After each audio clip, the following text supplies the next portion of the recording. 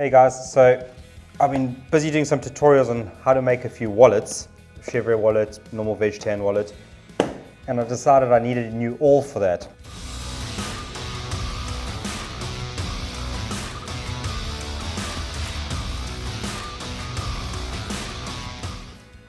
So the first thing we're going to start with is the awl haft.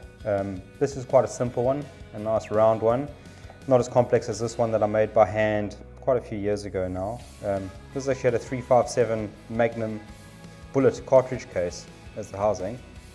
Fun little project to make. I think I actually prefer having a plain round awl. But what we're going to do is now we're going to take off, create a flat section over there, and that'll look like my old one.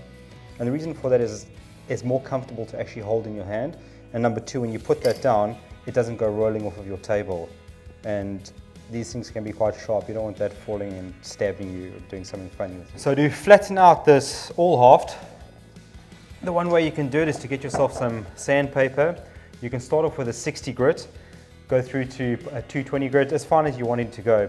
And you can do that on your piece of marble, granite or glass that you use for your skiving. And basically what you'll do is you obviously put that down and just start working a flat section off on your awl haft. And because I've got the workshop upstairs where I make all the knives, you guys will know obviously the skiving knife and my pattern knife that I make, we're going to go upstairs and flatten that out on one of the machines.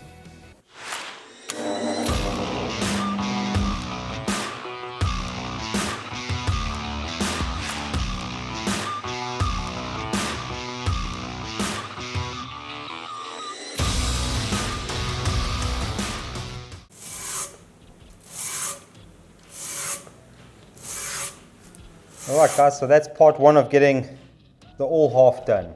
Gives a nice little flat spot, very comfortable in the hand, and doesn't go rolling off your workbench. So here's something I wish I was told when I started off with leatherwork. When you get an awl blade, they come to you blunt. You're not going to get that thing through anything. And being a tool maker myself and someone who makes knives, you would expect that something would arrive to you sharpened. It does not.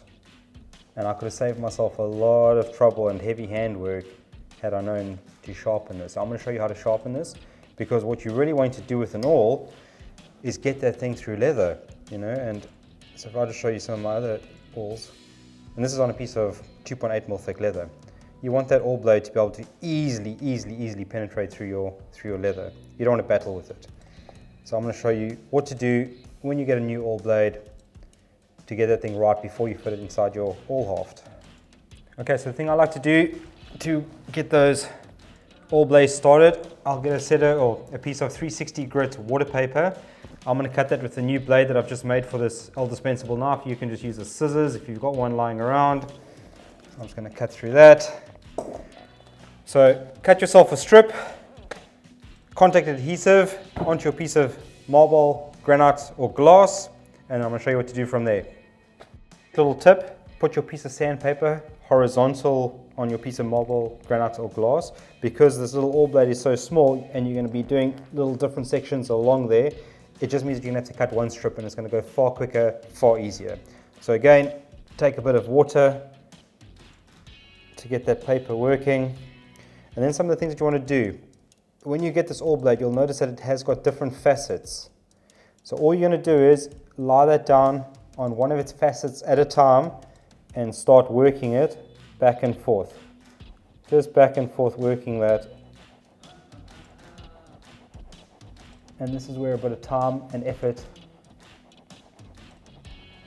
go into it, but completely worthwhile.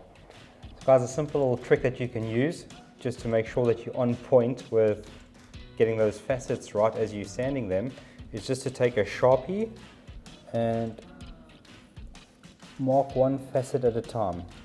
So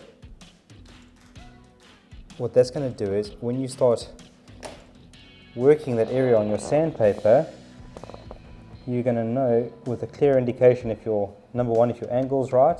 Oh, lucky mine is.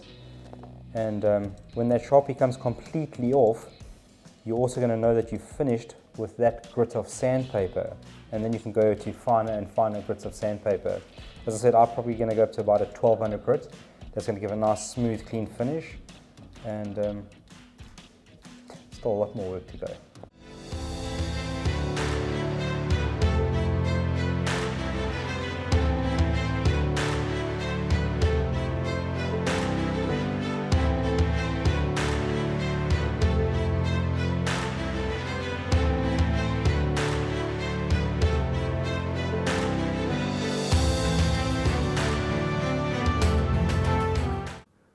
So time has passed, guys, since I've been working on this little awl blade.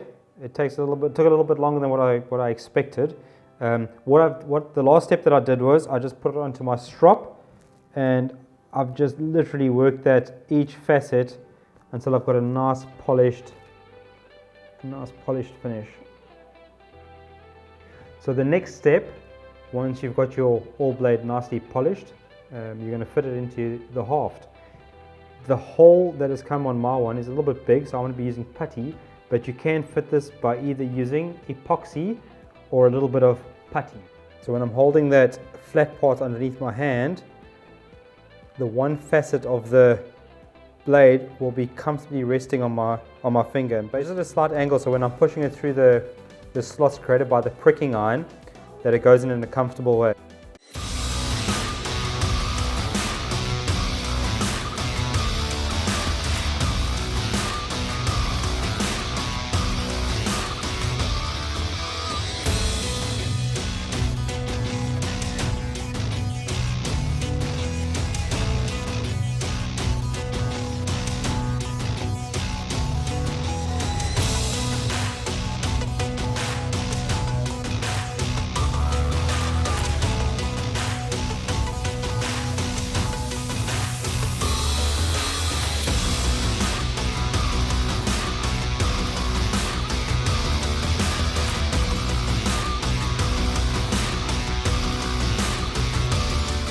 So guys, I've had fun making this. Quick recap on the little parts that are important when you're fitting or making yourself a new awl. Polish and sharpen that awl blade. It comes in a very, very poor condition generally. Second thing is your awl haft. Change the design of it. Have fun making it. Have fun playing around with a shape that feels comfortable in your hand, because this thing is going to be used for many, many stitches. So get creative with it. Turn it into something that is special for you to use. Let's see if this thing works now.